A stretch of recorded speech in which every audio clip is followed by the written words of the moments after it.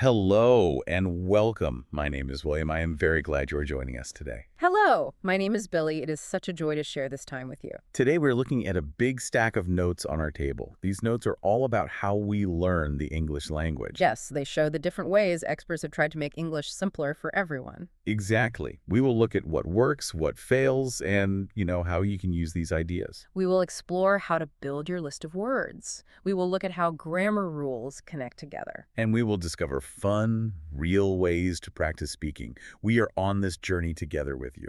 To understand how to learn English today, we must look at a big mistake from the past. Ah, yes. The year was 1930.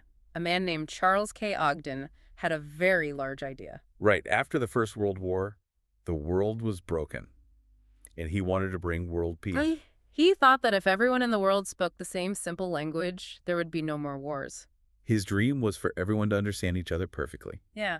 So he created a special system. He called it Basic English. Yes, he wanted to make the English dictionary very, very small. How small are we talking about? Well, he made a list of only 850 words. Wow, only 850. Yes, he believed these 850 words were enough for your everyday life. I mean, what if you needed to work in a specific hub, like science or a big business? Good question. You could learn 150 extra words for that. So that is 1,000 words in total. That is still very small. It is. And he also changed the rules of grammar to make them small. Oh, how did he do that? For example, in normal English, plurals can be strange. The plural of child is children. Right. That is tricky for learners. But in basic English, you just add the letter S to everything. So childs. Exactly. He also made negative words simple. You just add the letters UN to the start of a word. Oh, like if someone is not wise, you say they are unwise. You got it. But here's the most surprising part. Okay, tell me. This is where your toolbox idea comes in. He only allowed 18 verbs in the whole language. Wait, really? Only 18 verbs? But yes, verbs are action words like run or eat. He called his 18 verbs operators. But how does that work? If I want to tell you that I am eating an apple, but the verb eat is not allowed, what do I do?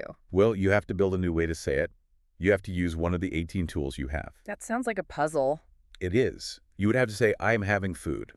Or if you want to say, I walk to the store, you might have to say, I go on foot to the store.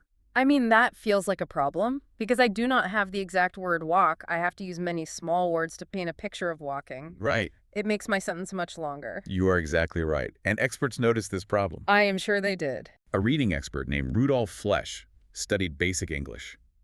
He said Ogden's system was actually much harder to read. Harder. Why is that? When you force people to use only 850 words, the sentences feel strange and unnatural. That makes sense. Another expert, a famous thinker named Claude Shannon, found the same thing. Oh, what did he say?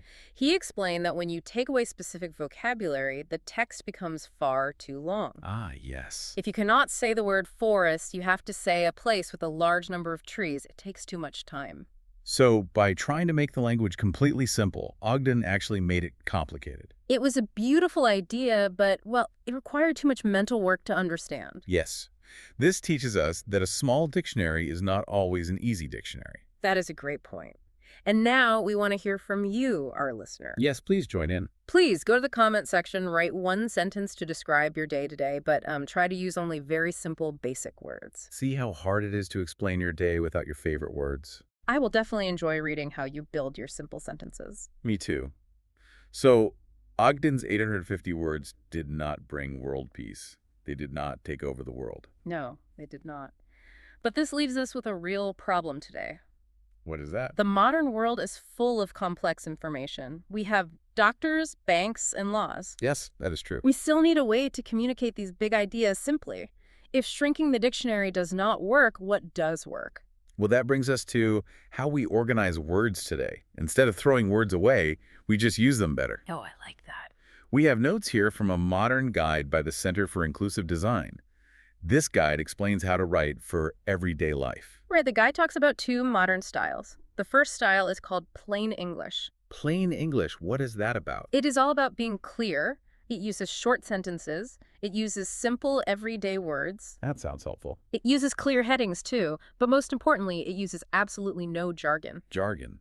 That means the difficult, secret words that only experts know. Right. Exactly. For example, A lawyer might use jargon that a normal person does not understand.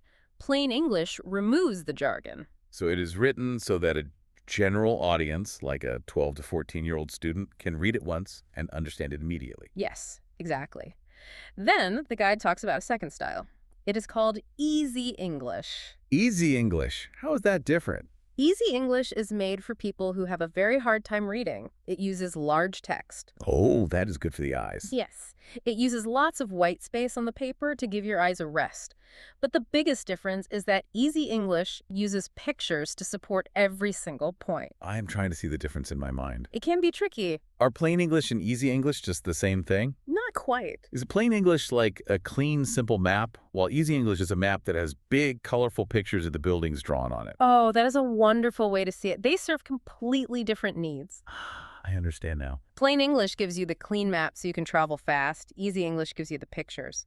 Yes, because when words are too difficult, a picture of a hospital or a bus stop helps your brain instantly know what the sentence means. I see. But here is a question. If I am writing a story, how do I actually know if my writing is plain English?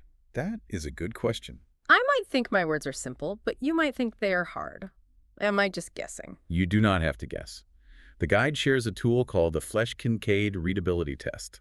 That sounds like a big name. What is it? It is a math formula. It counts how many words are in your sentence. Then, it counts how many syllables are in your words. Syllables. Yes, syllables are the small sounds in a word. Like, cat has 1 syllable, elephant has 3 syllables. Oh, I get it. So if I use long sentences and long words with many sounds, the test gives me a high score. Exactly. It tells me the text is for a college student. But if I use short sentences and short words, it tells me the text is for a middle school student. Yes. It helps writers make sure their clean maps are actually clean. That is a very powerful tool. It really is. Now, it is your turn again, listener. Yes. Go to the comments section and think about your favorite picture or maybe a map you like. Write down one sentence describing it. But write your sentence using plain English. Use short words and keep the sentence clear. I am so excited to read about the pictures you choose. Me too. We are very happy to have you on this journey with us. Let us pause for just a moment. Yes, a quick pause. If you are enjoying this conversation, please subscribe to our channel. You can also click the like button below. We also encourage you to save this video for your future English studies. You can come back and listen again to practice your hearing. That is a great idea. And please, share it with your friends. Learning a language alone is hard. If you share it with friends, you can learn together and talk about what you discover. Thank you for being a wonderful part of our community. Yes, thank you. Now we must ask the next big question. We know how writers make things simple. We know about plain English. Right. But reading rules is not enough. How do real learners actually build their skills today? Our notes give us some great answers for that. We have real-world study tools that use these clear rules. Oh, what is the first tool? The first tool is a resource called News in Levels. News in Levels. That is fascinating. It teaches you English using daily news. Yes, and they use a list of 3,000 common words. Why 3,000 words? Because 3,000 words cover almost everything you need to know in daily life. That makes a lot of sense. Our notes mention a story from News in Levels called A Robot Monk in South Korea. They also have a story called Boys Are Unhappy at School. I like that. They do not just write silly stories, they write about real life. Exactly. They write about robots and school problems. We also have tools from the Voice of America. What do they make? They make programs for learners like Let's Learn English with Anna and Newswords. Oh, nice. They use video and audio. But the important part is that they speak the news slowly and clearly. Why does speaking slowly matter so much? I know when native speakers talk, their words crash into each other. That is so true. Like, I am going, sounds like I'm gonna. Exactly. When you are learning, your brain needs time to separate the sounds. I see. When Voice of America slows the audio down, your brain can hear where one word ends and the next word begins. That makes perfect sense. Our notes also talk about reading short stories. Yes, they list stories from Easy English. These stories are organized by levels. From A1 for beginners to B2 for more advanced learners. And the stories sound very entertaining. There is a thriller story called An Act of Kindness. A thriller? What is a thriller? A thriller is a story that makes your heart beat fast. Like someone knocks on a door in the dark middle of the night. Oh, that sounds exciting. They also have a story called A Ring for Sarah. What is that one about? A girl named Sarah finds a ring, but she does not know whose ring it is. Ooh, a mystery.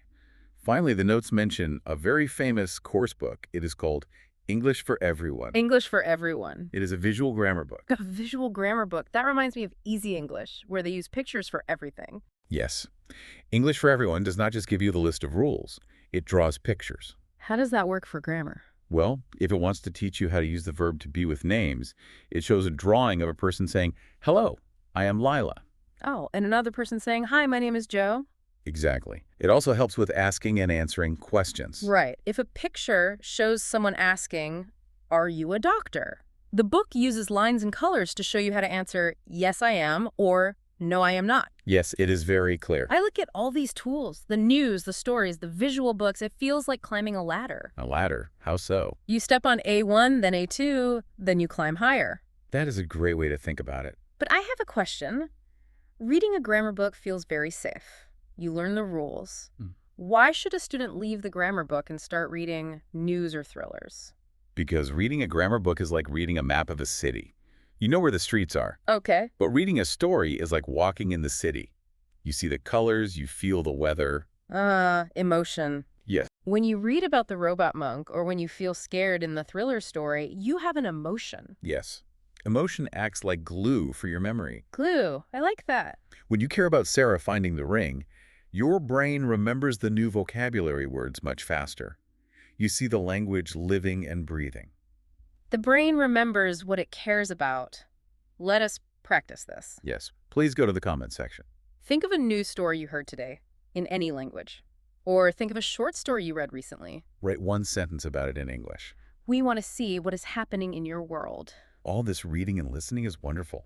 It fills your mind with thousands of words. It really does. But words cannot just stay in your head. Eventually, you have to open your mouth. You have to talk to someone. Oh, that is the hardest part. Speaking is a massive step. It can be scary. Sometimes I know the words in my head, but when I open my mouth, my mind goes completely blank. I feel fear. That fear is very normal. To help with this, our notes give us a tool called Conversation Questions for the ESL Classroom. What is that? It is a giant list with hundreds of topics. It is designed so you never run out of ideas to talk about. That is brilliant. When you have a list of topics, you do not have to panic. Exactly. What kind of topics do they suggest? They start with everyday things. For example, the topic of food and eating. Very safe. Or the topic of chores. Chores are the jobs you do to keep your house clean, like washing the dishes or sweeping the floors. Those are safe topics. Everyone eats and everyone washes dishes. But they also have very unusual topics. There's a topic called supernatural, ghosts, and superstitions. Ghosts. That is fun. Yes. When you talk about dishes, you use normal words. But when you talk about ghosts, you have to use different words like scary, dark, or believe. They also have a topic called accidents at home. You can share stories about dropping a glass of water or burning your dinner. It makes people laugh. Laughing is a great way to learn. I like to think about speaking English like playing a game of tennis. Tennis. How does that work? Well, you can read a book about the rules of tennis. You can watch tennis on television all day. Right. But you are not a tennis player until you walk onto the court and hit the ball back and forth with another person. Oh, I love that. Conversation is hitting the ball. That is the perfect way to understand it. When you speak, you are hitting the tennis ball to your friend. Exactly. But how you hit the ball is very important. What do you mean? How do I hit a good tennis ball in a conversation? You must use open questions. An open question is a question that starts with a special word. Which words? Words like who, what, when, why, or how. Why do those words matter? If I say, "Do you like apples?" I am asking a question. I hit the ball to you. Yes, but if you ask, do you like apples? The other person can just say, yes. Yeah, right. The answer is only one word. The tennis ball drops on the ground. The game is completely over. I see. A yes or no answer kills the conversation. Exactly. But if you ask, why do you like apples? The other person cannot say yes. They have to say more. Yes. They must build a new sentence. They must say, I like apples because they are sweet and red. So they are forced to hit the ball back to you with power. Yes. Then you can ask another open question. The game continues. That is the secret. Who, what, where, when, why, and how. They force the other person to build sentences. That is how you keep the tennis game going. This is wonderful. Now we want you to step onto the tennis court. Go to the comment section one last time. Yes, write an open conversation question. Think of a question you would ask a new friend at a coffee shop. Remember to start your question with who, what, where, when, why, or how. Hit the ball to us. We will look for your open questions. We have covered so much ground today. We really have. We started in 1930 with basic English and its tiny dictionary. We learned about plain English and clear maps. We explored how stories and news build your memory with emotion. And we learned how to play conversation tennis. It has been a rich and wonderful journey into these notes. It has. Before we say goodbye, I want to leave you with a big idea. This is something for you to think about while you go about your day. I am ready for a big idea. Think back to Charles K. Ogden and his 850 words. Okay. Imagine if his dream came true. Imagine if the entire world woke up tomorrow and we only had 850 words to speak. Wow. If we lost thousands of words, would we lose the beautiful, complex ideas found in poetry and art? Would our imaginations become smaller? That is a little sad. Or, because the language is so simple, would we finally all understand each other perfectly without any confusion or fighting? Oh, that is a deep thought. Does having many words make us rich, or does it just make us confused? It is a question